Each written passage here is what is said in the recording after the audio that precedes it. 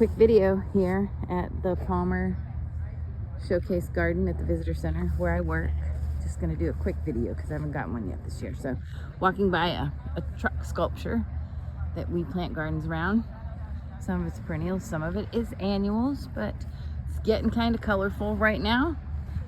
And the giant vegetable sculptures that you all have seen before, those are representative of some of the State Fair giant vegetable winners through the years. And here's our giant cabbage that isn't quite there yet, but one of our little veggie beds that we plant every year. And looking back there, we're looking towards Lazy Mountain. It's about a 3,500 foot mountain, nice little climb, a lot harder than it looks. And this is another one of our veggie beds, which is also inhabited by quite a few Icelandic poppies, some kale that was leftovers going to seed. This year we've left that so we can collect some seed. Some Brussels sprouts. One of our interpretive signs tells about what's going on in the vegetable world here. A lot of daisies. I think we probably need less of those as we move on. And in here we have some beets, a couple of cabbages, a few stray potatoes that we didn't have home for. And then this is looking down through one of the perennial beds, and we go in through this arbor, which was handcrafted by a local craftsman, into our area here of the garden. You can see our greenhouse over here. And then this is one of the annual displays that we plant each year. This year is some snapdragons, calendulas, zinnias, cleome. Here's a little perennial bed behind our greenhouse you can see there. And then I'm going to turn around slowly and we are going to walk around. There's one of our locals who comes to visit us every day, Kathy. It's for my relatives, so he's meeting my relatives now. And this is looking at the first perennial bed. It's pretty colorful. A lot of rain came recently and knocked some things down, but we're looking through some Maltese cross. That was some yellow golden globe flowers there. And the peony, this is the Duchess de Nemours. It's ended its time. The rain kind of was really hard on some of the peonies. But yeah, we're looking around down through here. Same video I sent previous years, just different, a little different this year. Things got a lot taller, it seems. It was a year of very tall, vigorous growth, and when the heavier rains came, it just really took a toll on some things. Talk about tall, there's, I don't know, you can't really see them. They're behind that willow tree. But there are some things here called a giant scabious that get 8 to 10 feet tall. Sometimes there you can kind of see them. They get a little yellow pincushion flower on the top. They're called a giant pincushion.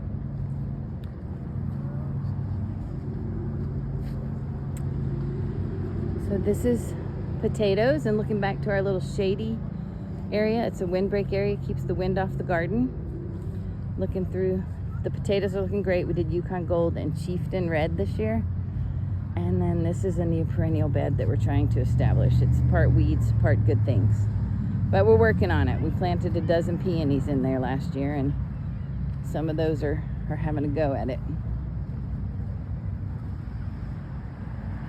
Let's see, we have trails back to our little windbreak area. There's some rugosa roses that are blooming all over now. They're a big star. They smell great. They call them a hedgehog rose. And here is lovely columbine, one of the ones, blue Barlow columbine. We sell seeds for that one.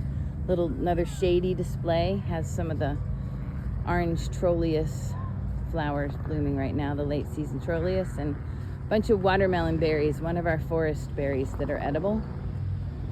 This here is just looking down through our rock garden. The rock garden isn't by any means in its prime right now. It's an early season thing, comes right out of the snow. These are high alpine plants that like it cold and like it early. And then another woodland, the native Alaska berries, which are called baneberries, the white and red ones. Highly toxic berries that grow wild here. And one of our other is, this is called a devil's club. Grows wild and moist hillsides here, and it's a spiky little guy that likes to put spines in people. It's one you don't want to run into when you're hiking. And Here's a couple of apple trees, little edible crab apples, a yellow and a red. Here's some raspberries, the whole line of berry bushes back here. And down through the middle are raspberries with various levels of happiness and success. So looking down through our outdoor tomatoes. And a veggie bed.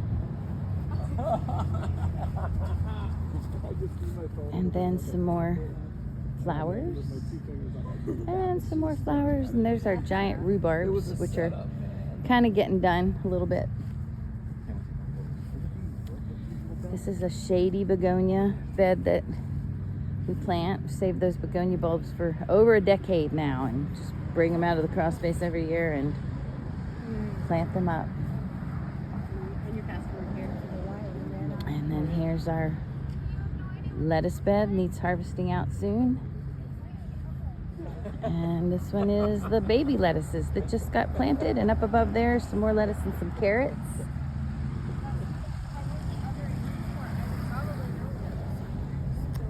So that's about it. I think we had a bus arrive, so there's a whole lot of activity in the garden right now. But just when I'm looking down through here is the artichokes we plant every year, and those are interspersed with a cleome, it's called, a spider plant, common name.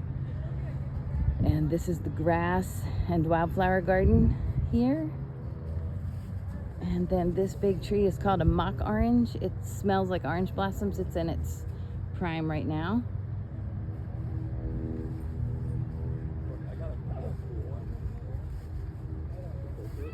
And that's about it. Benton has a little veggie bed with some sunflowers here under the lilac tree. This is the giant lilac tree. It's like 85 years old. It's a big one. And then this is walking back to our area where we have a shed. And then it's the greenhouse with Benton. So Benton says, hello everyone. Tomatoes, cucumbers in there. He's buying pizza for lunch. We're getting out of here early today. Taking a day off. So, yep. This is just going back towards the entrance to the garden and looking through the arbor towards the visitor center. And I'm gonna sign off. You guys have a nice day.